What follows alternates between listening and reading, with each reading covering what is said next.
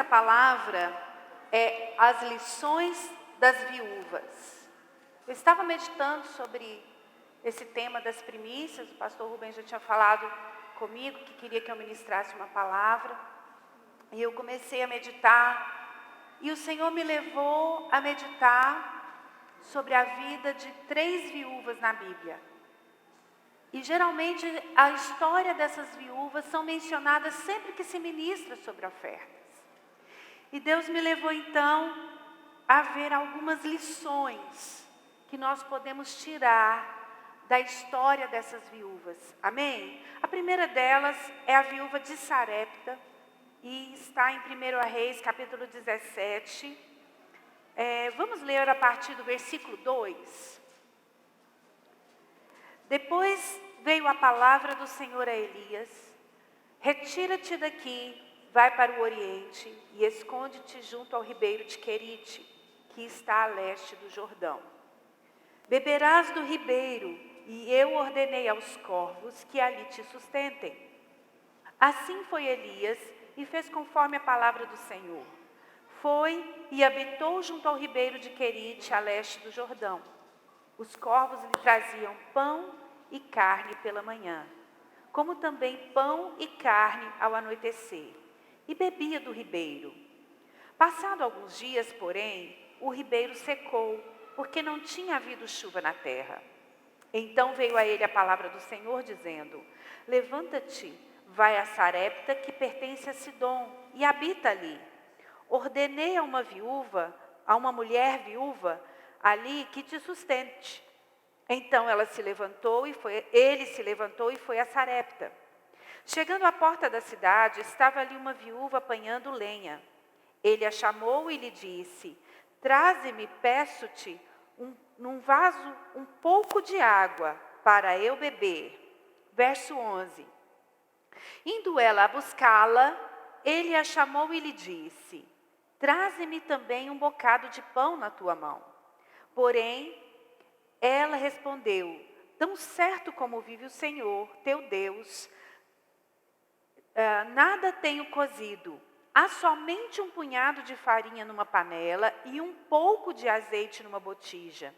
E vês aqui, apanhei 2 cavacos e vou preparar este resto de comida para mim e para o meu filho. Comê-lo-emos e morreremos. Elias lhe disse: não temas. Vai e faz o que disseste, mas primeiro faze dele para mim um bolo pequeno e traze-mo aqui fora.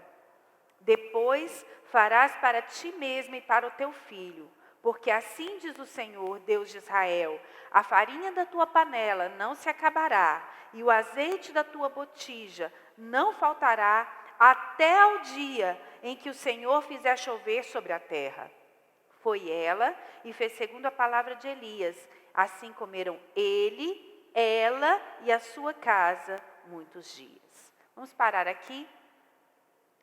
Primeira coisa que nós temos, primeiro detalhe dessa história, nós temos que perceber, é como tudo começa.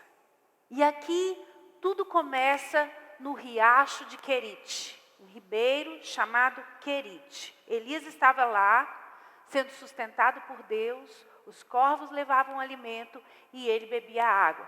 Um versículo antes, a gente não leu, mas Elias diz para o rei Acabe que não iria chover sobre a terra.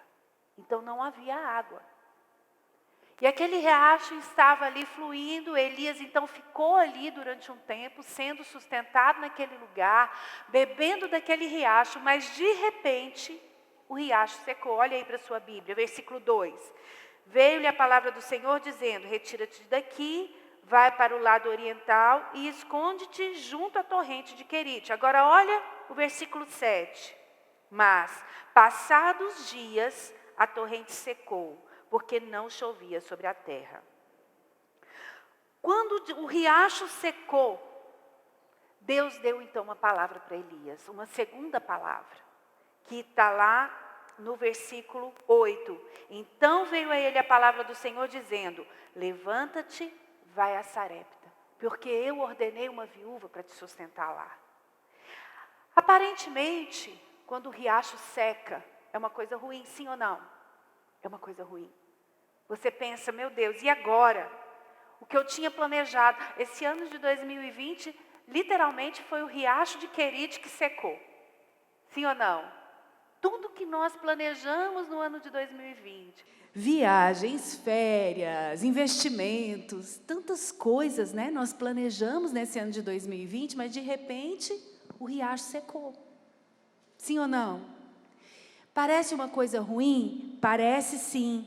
Mas o plano de Deus não era sustentar Elias naquele riacho. Na verdade, o plano de Deus não era sustentar apenas Elias. O plano de Deus era sustentar uma viúva que estava lá na cidade de Sarepta.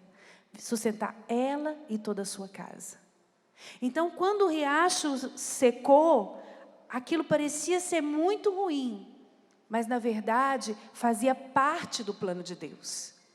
Tem uma história que conta, eu não sei assim, os detalhes certos dessa história, não sei nem de onde que tiraram, eu já ouvi várias vezes, em várias versões diferentes, mas diz que um homem chegou numa fazenda, numa propriedade rural, tinha lá um homem na roça com sua família, e tinha apenas uma vaquinha que sustentava ele. E aí, resumindo, esse homem lá, maluco, empurrou a vaquinha precipício abaixo e foi embora.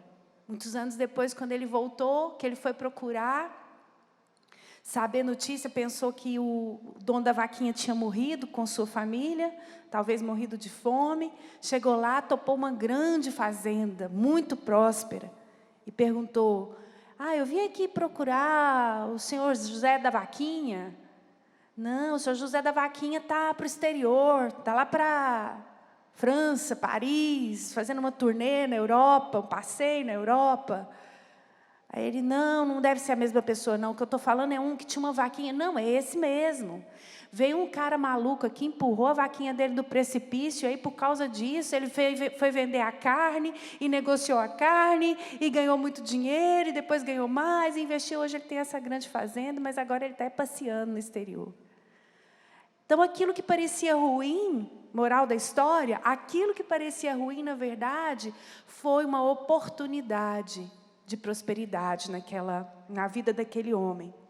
A primeira lição que a gente tira dessas histórias das viúvas é que quando o riacho secar, Deus vai te dar uma oportunidade de abençoar e de ser abençoado.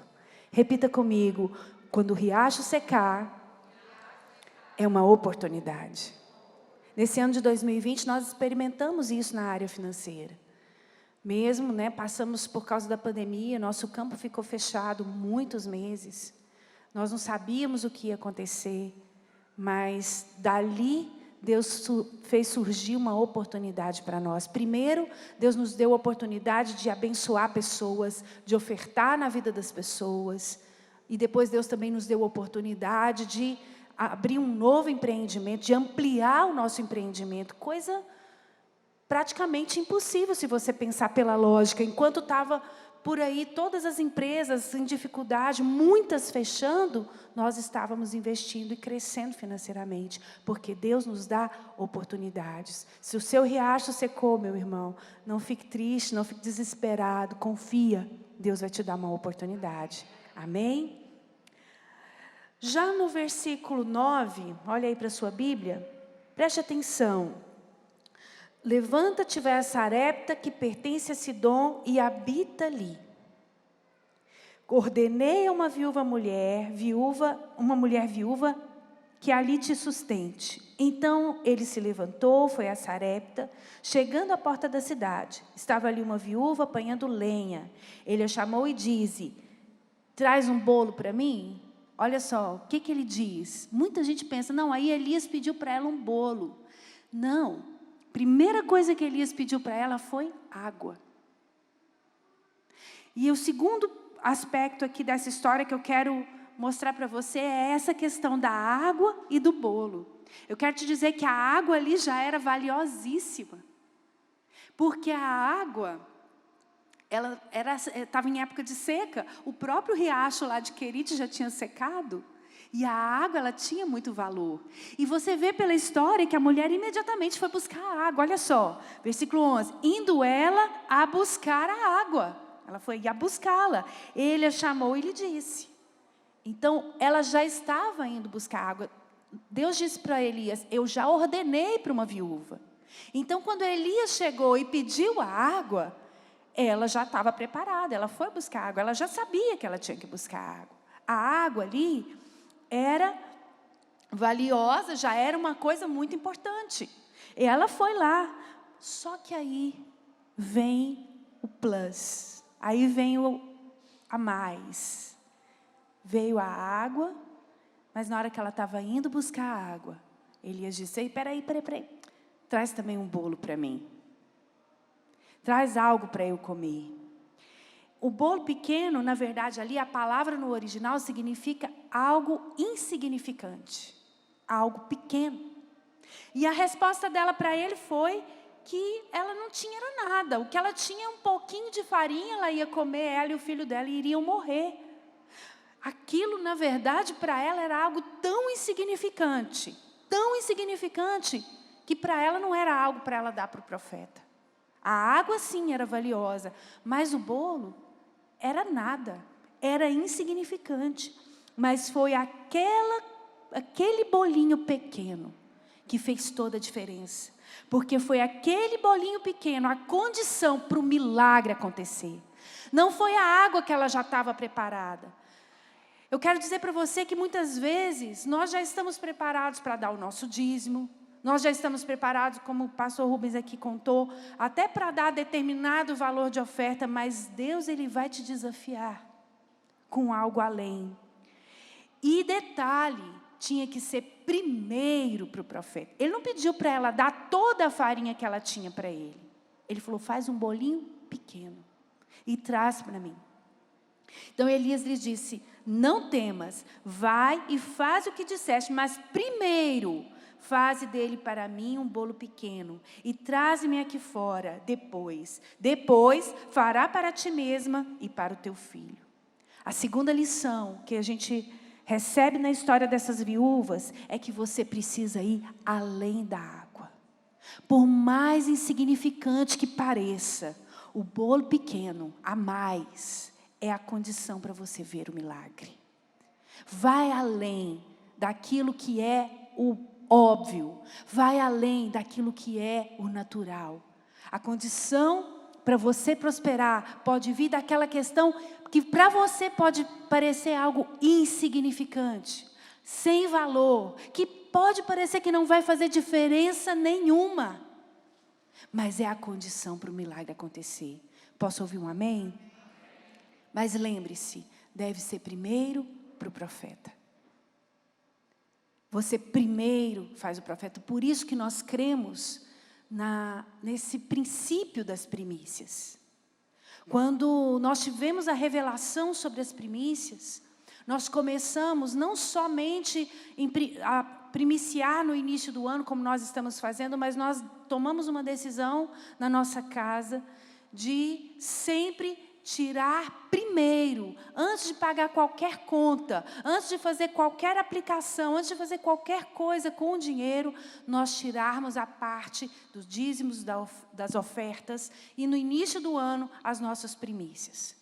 Foi uma decisão do nosso coração, irmãos, nossa vida financeira revolucionou, depois que nós passamos a praticar isso. No começo, às vezes poderia parecer até insignificante, mas eu quero te dizer, Deus fez um milagre na nossa vida financeira. E Ele vai fazer um na sua também. Pode ter certeza disso. Amém? Terceira coisa que eu quero comentar com vocês está a partir do versículo 15. Olha só. Foi ela e fez conforme a palavra de Elias. Assim comeu ele, ela e a sua casa muitos dias. Da panela a farinha não se acabou, e da botija o azeite não faltou, conforme a palavra do Senhor falada por intermédio de Elias. Agora preste atenção, foi um milagre isso aqui, sim ou não? A farinha não acabou, ia lá, pegava a farinha, enchia, não precisava ir no supermercado fazer compra. Gente, coisa maravilhosa um negócio desse, né? Não. Você vai lá, tira o pacote de feijão e aí já aparece outro lá no lugar. Você não precisa ir lá no supermercado fazer compra. Você não precisa ir atrás mais, porque já está lá. Você pega o óleo, despeja, a vasilha está cheia de novo. Isso é um milagre. Mas eu quero dizer para você que o milagre maior estava por vir. Esse não foi o maior milagre na vida daquela mulher. O maior milagre estava por vir. Olha o verso 17. Depois disso, adoeceu o filho da mulher, da dona da casa. E a sua doença se agravou tanto que ele morreu. Olha o versículo 19. Elias lhe disse: dá-me o teu filho. Tomou-o dos braços dela e o levou para cima ao quarto, onde ele mesmo se hospedava, e o deitou em sua cama. Preste atenção, Elias tinha um quarto na casa da mulher. Aqui diz que ele comeu, ela e a casa dela, muitos dias. E depois diz, a farinha não acabou, o azeite na botija não acabou, e Elias continuou ali sendo sustentado por ela. Não foi só o bolinho pequeno, não foi só o vaso de água, o copo de água que ela deu para ele. Ela manteve Elias ali na sua casa. Elias permaneceu ali. E quando aconteceu a tragédia da morte do filho dela, Elias estava lá, dentro da casa dela. Elias tinha um quarto dentro da casa dela, e foi naquele quarto que o filho dela ressuscitou. Olha o versículo 21. Estendendo-se 3 vezes sobre o menino, clamou ao Senhor e disse: ó Senhor meu Deus. Antes, olha o 19. Ele lhe disse: dá-me o teu filho. Tomou dos braços dela e o levou para cima ao quarto onde ele mesmo se hospedava, e o deitou em sua cama. Agora olha o 21.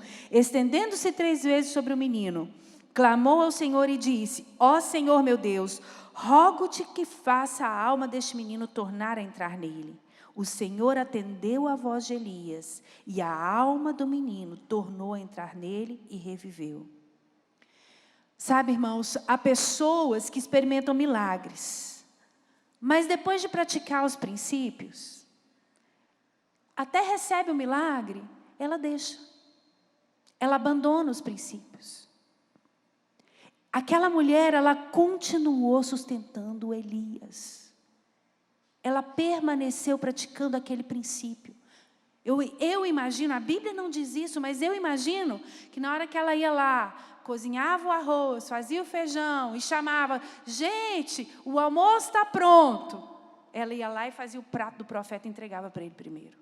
Porque isso a Bíblia não diz, mas eu imagino que era assim, porque ela entendeu o princípio. Ela continuou praticando aquilo ali. E porque ela continuou praticando o princípio, ela experimentou um milagre maior. A terceira lição que nós tiramos dessa história é que nós precisamos permanecer praticando o que Deus falou, porque milagres maiores estão por vir. Não abandone os princípios. Às vezes, tem o texto da Bíblia que diz que nós não podemos remover os marcos antigos. Há pessoas que ao longo da caminhada deixam atrás aquilo que Deus já fez na vida delas. Deus operou milagres, mas de repente elas abandonam aquilo. Abandonam até a fé. Param de crer, param de perseverar. Nós precisamos perseverar, amém, irmãos?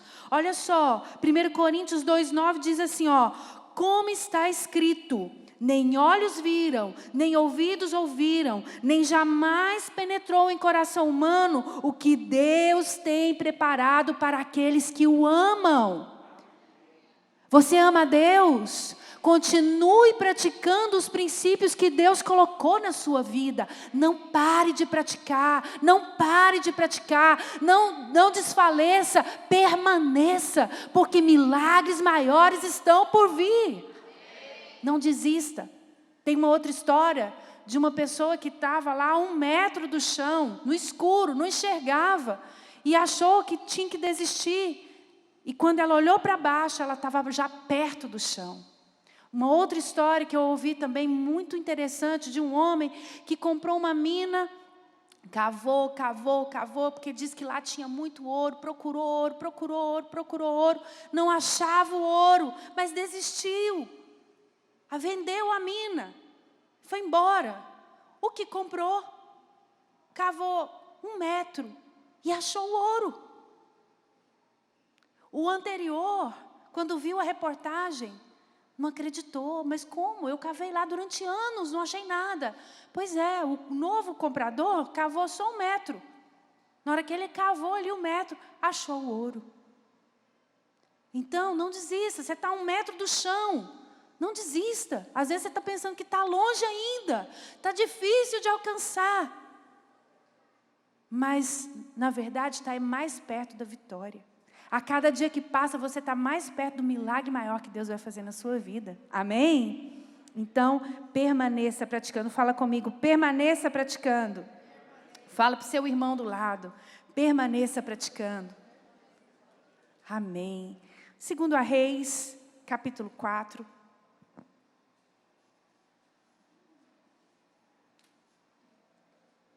Nós vemos aqui a história de uma outra viúva. Essa aqui era uma viúva, a Bíblia não diz o nome dela. A outra a gente chama de viúva de Sarepta, mas a Bíblia também não diz o nome, né? Só diz a cidade. Essa outra mulher, nós vamos ler aqui, era a mulher de um discípulo de Eliseu. Versículo 1 diz: certa mulher das mulheres dos discípulos dos profetas chamou a Eliseu dizendo: meu marido, teu servo, morreu. E tu sabes que ele temia ao Senhor. Chegado o credor para levar os meus 2 filhos para lhe serem escravos. Eliseu lhe perguntou: que te hei de fazer? Dize-me que é o que tens em casa. Ela respondeu: tua serva não tem nada em casa, senão uma botija de azeite. Então disse ele: vai, pede emprestadas vasilhas a todos os teus vizinhos, vasilhas vazias, não poucas. Então entra e fecha a porta sobre ti e sobre os teus filhos, e deita o azeite em todas aquelas vasilhas. Põe à parte a que estiver cheia. Partiu, pois, dele e fechou a porta sobre si e sobre seus filhos. Estes lhe chegavam as vasilhas, e ela as enchia. Cheias as vasilhas, disse ela a um dos filhos: chega-me aqui mais uma vasilha. Mas ele lhe respondeu: não há mais vasilha nenhuma. E o azeite parou. Então foi ela e fez saber ao homem de Deus. E ele disse: vai, vende o azeite e paga a tua dívida. E tu e teus filhos vivei do resto. A segunda história que nós queremos comentar aqui é sobre essa viúva que perdeu o marido. Primeiro aspecto dessa história aqui, dessa segunda viúva, é quando a provisão acaba, a provisão humana. Parecido lá com o início da primeira, né? Que o riacho secou. Mas veja bem, o marido daquela mulher era a segurança dela. Naquela época, mulheres não eram independentes economicamente. Ela dependia do marido, mas o marido dela morreu. Essa morte desse marido dessa mulher fala de quando a provisão humana, o recurso humano acabou. Não tem mais como você pegar dinheiro emprestado, não tem mais, o banco já não tem mais nenhum benefício para você ali, o auxílio emergencial acabou, não tem onde você tirar. A empresa fechou, eu não sei mais o que fazer. O recurso humano acabou. A grande maioria das pessoas, quando passam por situações assim, com problemas financeiros, elas têm uma tendência a se decepcionar.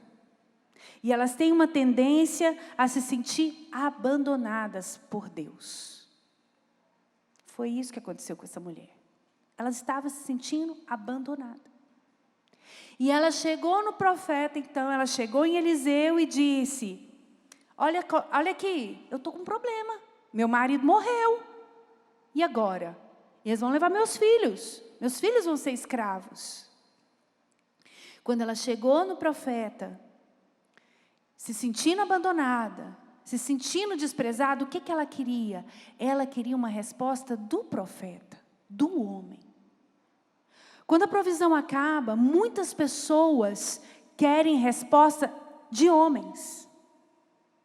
Elas querem, que o governo resolva o problema delas. Elas querem que o pastor resolva o problema delas. Elas querem que o pai delas resolva o problema delas. Elas querem que outras pessoas resolvam o problema delas, porque elas estão firmadas em recursos humanos, na provisão natural. Quero te dizer que a Bíblia diz que Deus é que é a sua resposta. Olha o que diz Jeremias 29:11. Deus diz: eu é que sei que pensamentos tenho a vosso respeito, diz o Senhor. Pensamentos de paz e não de mal, para vos dar o fim que desejais. Jeremias 29:11 deixa claro que a sua resposta não é em homens. A sua resposta não é no recurso humano. Uma vez, nós morávamos em Catalão.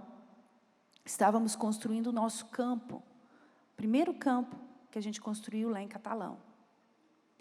E nós tivemos um problema, o construtor do campo, ele nos deu um problema muito grande, muito sério, além de prejuízo, nos ameaçou e foi terrível. E nós viemos a Goiânia, estávamos no Flamboyant, e estava lotado, era essa época, de Natal, Réveillon, shopping lotado. Tinha sorteio de carro, eu acho que era um dos primeiros que foi feito naquela época. Não sei se antes tinha, mas que eu vi foi um dos primeiros sorteios assim, de carro que estava tendo lá no shopping. Shopping lotado. E a gente procurou um lugar para sentar, não achava. E a gente até comentou, quem sabe a gente ganha o carro. E esse carro, então, vai ser o nosso recurso. E o Rubinho preocupado, pensando, como é que a gente faz? Eu vou arrumar ver se eu arrumo um dinheiro emprestado, alguma coisa assim. Procurando recursos humanos para resolver o nosso problema financeiro que a gente estava naquela época. E aí, nós procuramos um lugar para sentar. E um flamenguista. Você estava com a camisa do Flamengo no dia, né? Eu não lembro agora. Ou ele que estava com a camisa do Flamengo. Eu sei que ele era flamenguista. E que começou uma conversa por causa do Flamengo. E ele chamou a gente e falou assim, pode sentar aqui, vamos dividir a mesa. Ele estava sozinho. Nós pegamos a cadeira, sentamos, começamos a conversar. Conversa vai, conversa vem. Eu sei que Deus usou a boca daquele homem. Eu não sei nem onde ele está hoje. Nunca mais o vimos, nunca mais encontramos. Mas Deus usou a boca daquele homem. Aquele homem começou a contar a história dele para nós. E a história dele era a nossa história. E ele falou, Deus vai dar o recurso que vocês precisam. Ele não sabia nada do que estava acontecendo conosco. Nós não conhecíamos, nem ele nos conhecia. E ele começou a falar que o que a gente precisava era Deus que iria nos dar, que Deus era nosso Pai, que Ele ia nos dar o recurso. Eu lembro que o Rubinho e ele trocaram o telefone, nós entramos no carro, na hora que nós entramos no carro, ele ligou para o Rubinho e falou assim, olha, Deus mandou te falar, confie em Deus, Ele vai te dar o recurso que você precisa. E de verdade, Deus deu o recurso que nós precisamos. O que ele estava pensando em fazer não foi preciso fazer, e Deus nos deu o recurso que nós precisávamos. Deus usou um homem desconhecido, numa mesa, compartilhando uma mesa no shopping. Então, antes de eu falar a quarta lição, eu quero só te dizer o seguinte, não são em homens que você vai buscar a solução. Não é na provisão humana, não é no natural que você vai buscar a provisão. E aquele profeta, então, quando aquela mulher foi para ele, querendo que o profeta desse para ela uma resposta, sabe o que ele fez? Uma pergunta. Quando Deus te faz uma pergunta, preste atenção, Deus quer falar algo específico com você. Ele perguntou para aquela mulher, o que você tem? Deus te pergunta nessa manhã, o que você tem? O que você tem em mãos? O recurso que você tem é a semente que Deus vai usar para multiplicar. Lá em João 6:9, quando Jesus perguntou para os discípulos a mesma coisa, tinha que alimentar a multidão. Como fazer? Ele perguntou para os discípulos, o que vocês têm? Olha só. Aí eles responderam, está aí um rapaz que tem 5 pães e 2 peixinhos. O que você tem, meu irmão? O que você tem em mãos, minha irmã? É isso que Deus vai usar, porque isso é semente, é para ser multiplicado. Essa é a 4ª lição. Deus vai usar o recurso que você tem em mãos como uma semente para multiplicação. Quem vai usar o recurso? Deus. Não é o governo, não é o seu patrão, não é o seu pastor, não é o profeta. Deus vai usar o recurso que você tem em mãos e você vai experimentar uma multiplicação nos seus bens, uma multiplicação na sua vida financeira. Posso ouvir um amém mais forte?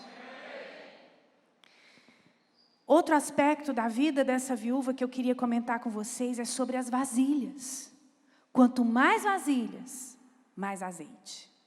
Olha só para versículo 3. Disse Eliseu, vai, pede emprestadas vasilhas a todos os seus vizinhos, vasilhas vazias, peça muitas. Irmãos, nós somos dispenseiros. Dispenseiro é mordomo, é um administrador, é um gerente daquilo que o Senhor nos confiou. Eu quero te dizer que o seu carro não é seu, sua casa não é sua. Aquele sofá lá da sua sala, que você gosta tanto para assistir sua TV, não é seu. Deus está colocando coisas na sua mão, bens na sua mão, confiando bens na sua mão, com um propósito. O propósito sempre vai ser o reino de Deus. A Bíblia diz, lá nos evangelhos, que Jesus disse assim, granjeai amigos com as riquezas iníquas, para que eles vos recebam nos tabernáculos eternos. A riqueza, o dinheiro, o recurso que está na sua mão, saiba disso, você é mordomo, você é dispenseiro e Deus vai usar para você investir no reino. É no reino, nosso propósito é o reino. Tira sua mente do natural, tira sua mente dessa terra. A gente gosta tanto de cantar, tem uma música linda que a gente canta, não vou mais pensar nas coisas daqui. A gente canta, mas na hora de praticar, como é que está sendo? Você está praticando o que você está cantando? Você não pode pensar nas coisas daqui. Não se apegue com as coisas aqui. Não vou me apegar com as coisas daqui. Então não se apegue mesmo, porque o que você está comprando, ganhando, recebendo, está na sua conta bancária, isso é o Senhor que está confiando para você administrar. Claro que Deus quer que você desfrute, claro que Deus quer que você seja abençoado, tenha uma vida boa e confortável. Nós lemos já Jeremias 29:11. Deus tem pensamentos bons a seu respeito, para te dar o que você deseja, para realizar os seus sonhos, para fazer coisas grandes na sua vida, para que você dê testemunho das coisas que Deus está fazendo na sua vida.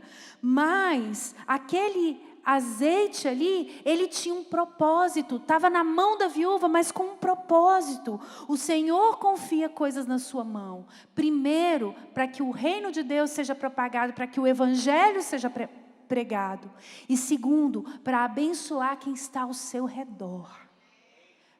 Eu estava no evento da conferência, e eu vi um pastor pregando justamente sobre esse texto, e falando o seguinte, uma coisa que eu não tinha pensado. Essa mulher, ela prosperou. Os filhos dela não foram vendidos como escravos. Mas olha só, os credores do marido dela foram abençoados, porque receberam a dívida.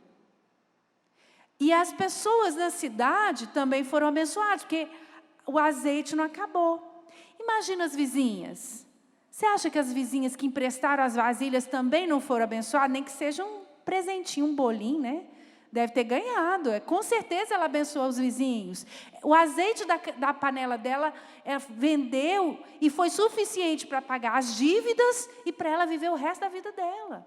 Então, o pastor que falou isso até falou, não, o dono do armazém foi abençoado também, porque ela passou a comprar do dono do armazém, pagar, ela tinha recurso. Quando você prospera, as pessoas ao seu redor prosperam. Eu já percebi, às vezes a gente até comenta, quando nós chegamos, a gente chega num restaurante, às vezes não tem ninguém, de repente o restaurante lota. Quando a gente vai numa loja, a loja está vazia, aí de repente a loja lota. Mas diz que é porque também a gente anda em bando, e às vezes é muita gente, né? Mas brincadeiras à parte, é verdade. Onde você está, você é abençoado e as pessoas ao seu redor são abençoadas também. Seus amigos são abençoados, seus vizinhos, sua família é abençoada. Então você tem recurso para abençoar. Aquele azeite não abençoou só a viúva e seus filhos, todos que estavam ao redor dela também foram abençoados. Mas para ter o azeite, preste atenção, é necessário ter vasilhas. O que são essas vasilhas? Olha só, as vasilhas é o depósito, é o lugar onde vai ser colocado o azeite. E o nosso depósito, olha só, em 2 Timóteo 1,14, diz assim, guarda o bom depósito mediante o Espírito Santo que habita em nós. Essas vasilhas, irmãos, elas nos falam de termos um depósito espiritual para refletir no natural. Elas falam de você ter prosperidade, não através das suas grandes habilidades, não através de grandes investimentos, da coisa da moda aí, do que tiver aí no melhor investimento que tiver aí no mercado. Não é assim. O cristão, a prosperidade do cristão não vem de recursos naturais. A prosperidade do cristão, ela vem da fé. Você pode usar uma vasilha, seja ela de que tamanho for. Você pode usar um método natural. Você pode até ter um recurso natural.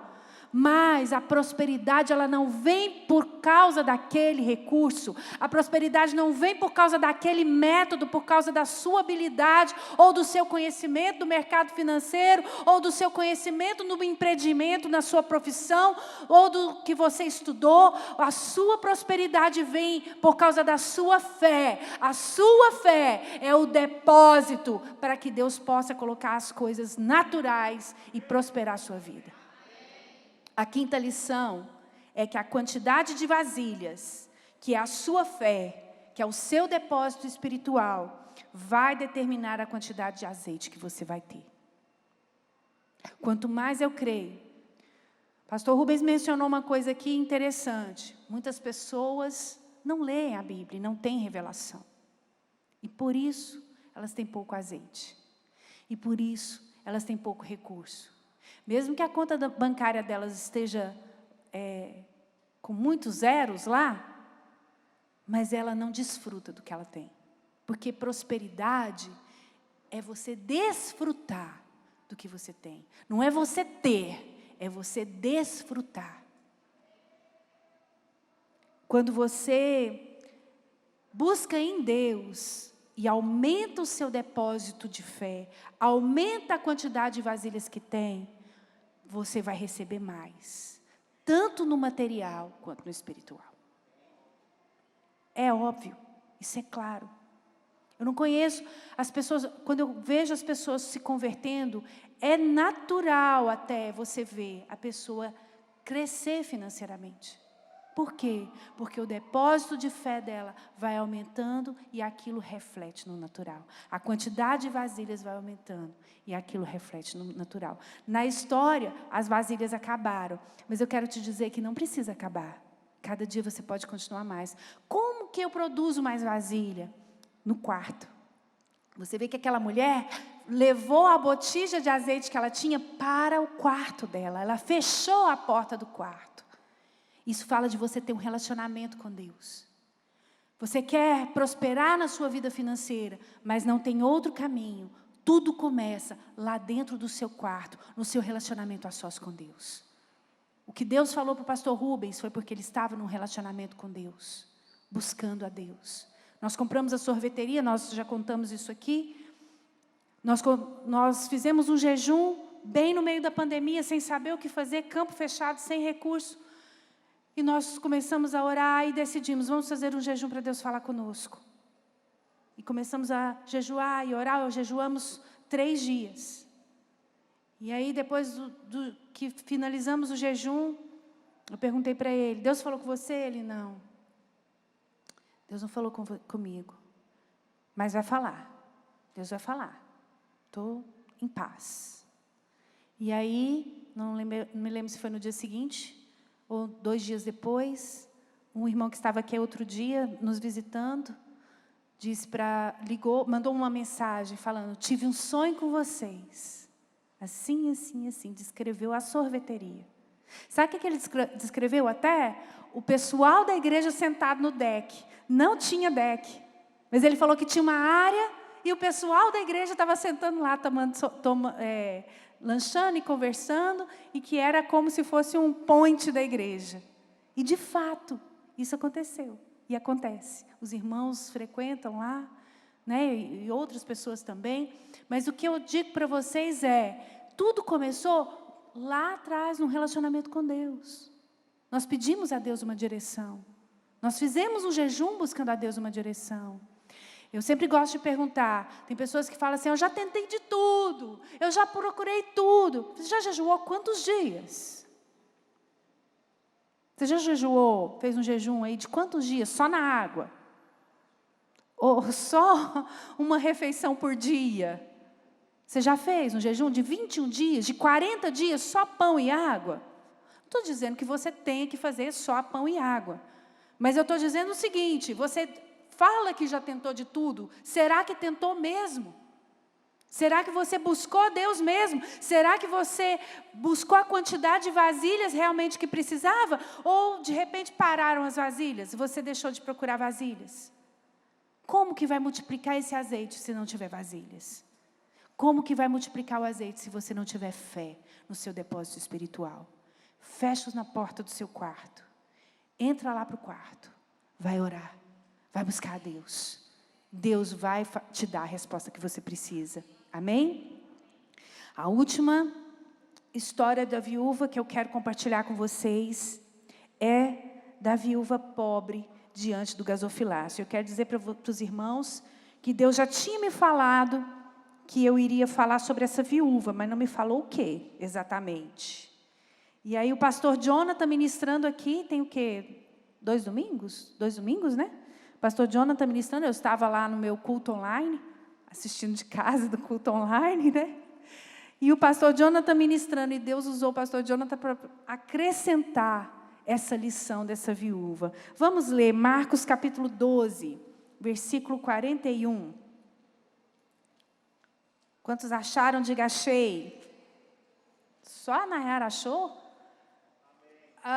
Quantos acharam? Diga achei. Tá bom. 12, 41 a 44. Assentado diante do gasofilácio, observava Jesus como o povo lançava ali o dinheiro. Ora, muitos ricos depositavam grandes quantias. Vindo, porém, uma viúva pobre, depositou 2 pequenas moedas correspondentes a 1 quadrante. E chamando seus discípulos, disse-lhes: em verdade vos digo que esta viúva pobre depositou no gasofilácio mais do que o fizeram todos os ofertantes, porque todos eles ofertaram do que lhes sobrava. Ela, porém, da sua pobreza, deu tudo quanto possuía, todo o seu sustento. Amém? O valor que ela depositou pode ter sido em torno de aí, vamos trazendo para hoje, 25 centavos. Uma moeda de 25 centavos. Um quadrante seria mais ou menos isso, eu imagino. Mas o ponto aqui que nos chama a atenção não é o quanto ela deu, a forma como ela deu, mas o que me chamou a atenção aqui foi o que a Bíblia não diz. O que a Bíblia não fala é o que é uma lição que a gente pode tirar da história dessa viúva. A Bíblia narra que ela deu tudo o que possuía, mas a Bíblia, como o pastor Jonathan comentou aqui há 2 domingos atrás, a Bíblia não conta o que aconteceu com ela. A Bíblia não conta que milagre ela experimentou. A Bíblia não conta se ela passou por alguma coisa. Eu acredito que com certeza ela foi abençoada. Mas a Bíblia não conta. Mas pode ser que ela não tenha sido também. Pode ser que não tenha acontecido nada com ela. Nada de extraordinário. Mas até o que a Bíblia não diz, tem um propósito de nos dizer algo. Porque não importa o que aconteceu ou deixou de acontecer com aquela mulher. O que a Bíblia quer nos ensinar é que o princípio deve ser praticado independente do resultado. Ela foi lá, depositou no gasofilácio. E aquele tipo de coleta era justamente para a manutenção do templo, para reformas, para coisas do templo. Interessante isso, né? Nós estamos aqui falando de primícias, que é usada para a nossa construção. E aquela oferta daquela viúva foi para essa finalidade. Ela foi lá e ofertou. O que aconteceu? Não sei. Dizendo o pastor Jonathan que no céu nós vamos saber, eu acredito também. Mas nós não sabemos. Mas isso significa que nós devemos praticar o princípio, independente do resultado, independente do que vai acontecer, sem esperar o resultado, sem esperar o que vai acontecer. Você tem que praticar os princípios da palavra de Deus, porque você ama Deus. João 14,15 diz: aquele que me ama, obedece os meus mandamentos. Isso não diz, aquele que me ama e que vai ganhar um carro do ano, obedece os meus mandamentos. A Bíblia não diz, aquele que me ama e que vai ter o resultado assim, obedece os meus mandamentos. Aquele que me ama e que tem isso acontecendo, não. A Bíblia diz, aquele que me ama, obedece os meus mandamentos. Acima de qualquer coisa. Acima de qualquer resultado. Acima do que possa ou não acontecer. Eu me lembro sempre de Sadraque, Mesaque e Abednego. Quando eles foram lançados na fornalha ardente, um pouco antes deles serem lançados, eles falam para o rei, ó rei. O rei fala assim, ó, o Deus de vocês então que livre vocês da fornalha. E eles disseram, se o nosso Deus vai nos livrar ou não, não sabemos. Ele pode nos livrar, mas mesmo que Ele não nos livrar, nós não vamos nos dobrar à imagem de ídolo. Então, meu irmão, preste atenção nisso, que essa é uma lição importante. O princípio bíblico, ele deve ser praticado independente de se ter ou não resultado. É muito bom ter testemunhos, eu tenho muitos testemunhos na área financeira, mas muitos mesmo. Poderia ficar aqui hoje o dia todo contando para vocês várias experiências que nós já tivemos, de milagres, de energia que foi cortada e foi ligada antes de pagar a conta, de não ter nada em casa e de repente chegar uma oferta, enfim, de ter dívida e de repente essa dívida milagrosamente ser perdoada, de ter dívida e precisar pagar a dívida e aparecer um recurso de onde eu não estava esperando.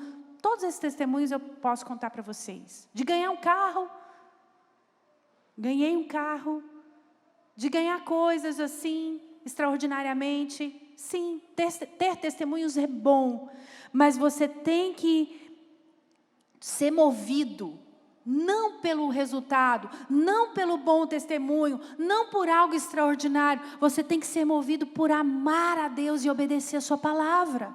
É isso que tem que mover o crente. É isso que tem que mover o cristão. Essa tem que ser a sua motivação, amém? Nós não podemos esperar resultados. Resultados têm a ver com Deus.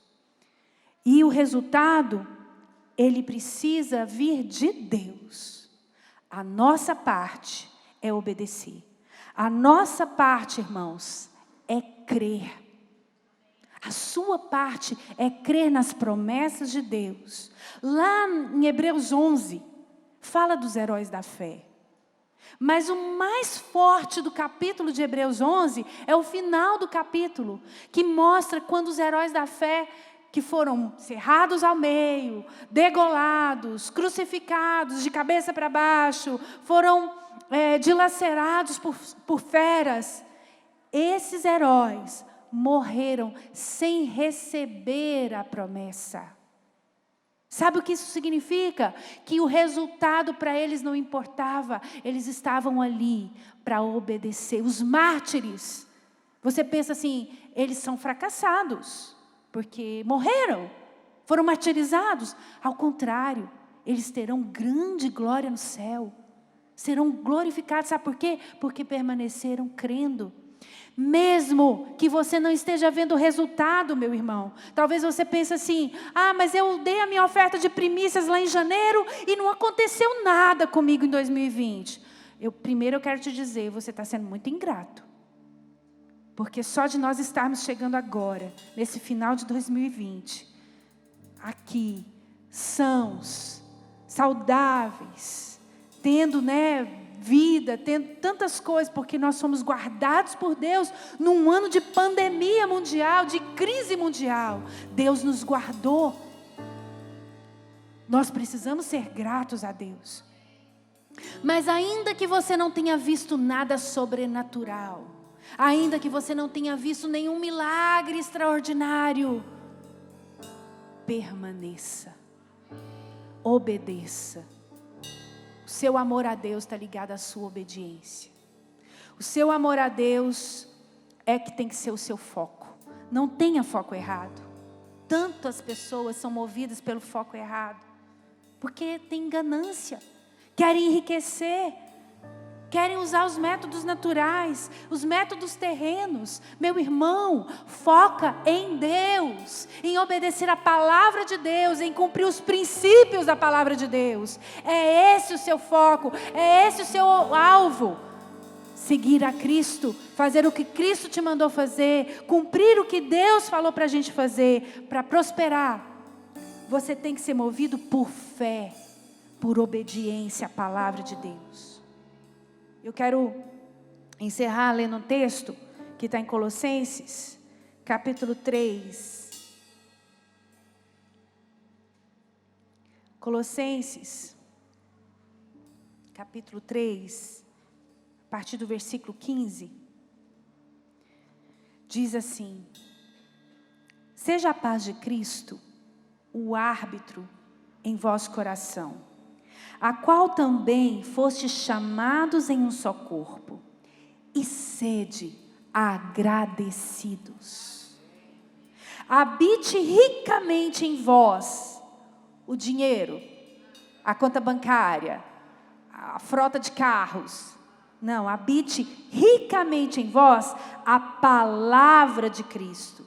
Instruí-vos e aconselhai-vos mutuamente em toda sabedoria, louvando a Deus com salmos e hinos e cânticos espirituais, com gratidão em vosso coração.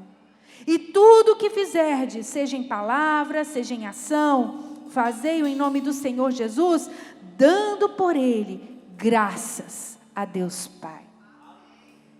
Talvez você pense assim, os pastores estão falando de dinheiro porque querem construir lá o prédio, está preocupado com tijolo.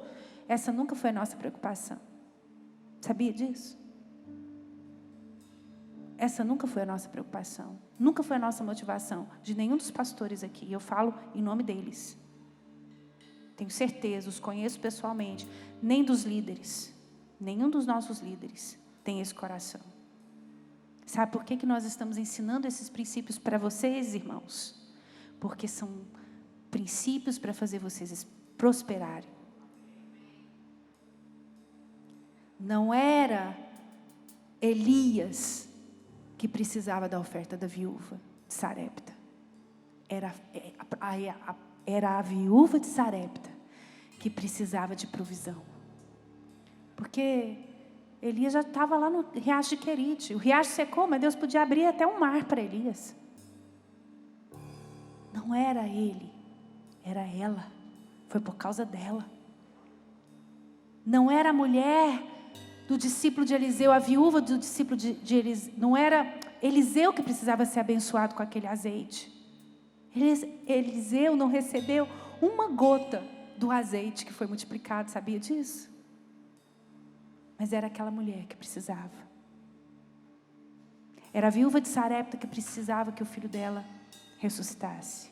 E eu tenho certeza que a viúva que ofertou no gasofilácio diante de Jesus, era ela que precisava ser abençoada. Nós até hoje falamos dela. Aquelas 2 moedinhas que ela deu. Você que precisa ser abençoado. Talvez você pense, o diabo coloque na sua mente: não, o pastor quer seu dinheiro. Não, está sendo falado isso porque é querendo que você fique com o seu dinheiro. Não.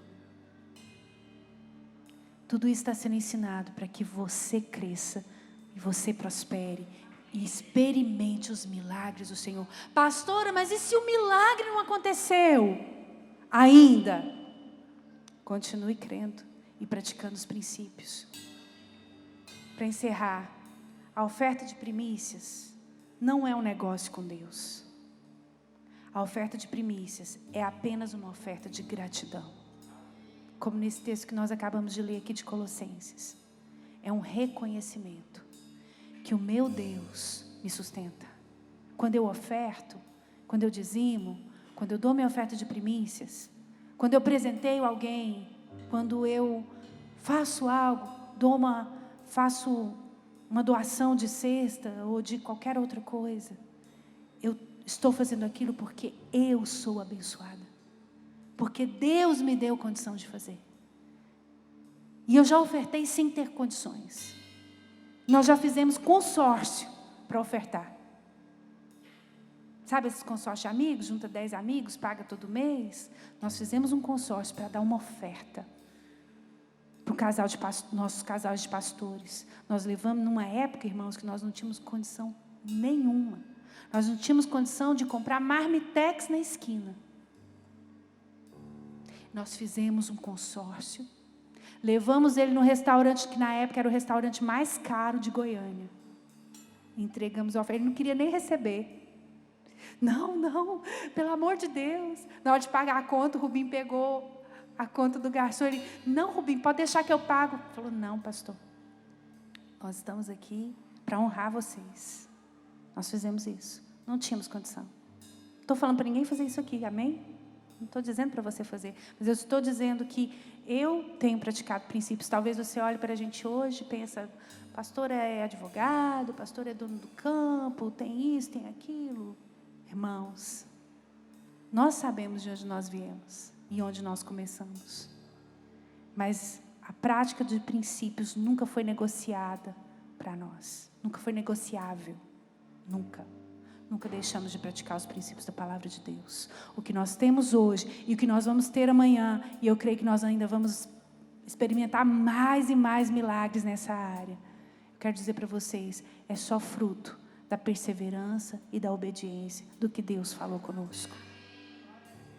E se não tivesse vindo nada, nós permaneceremos praticando o que Deus falou conosco.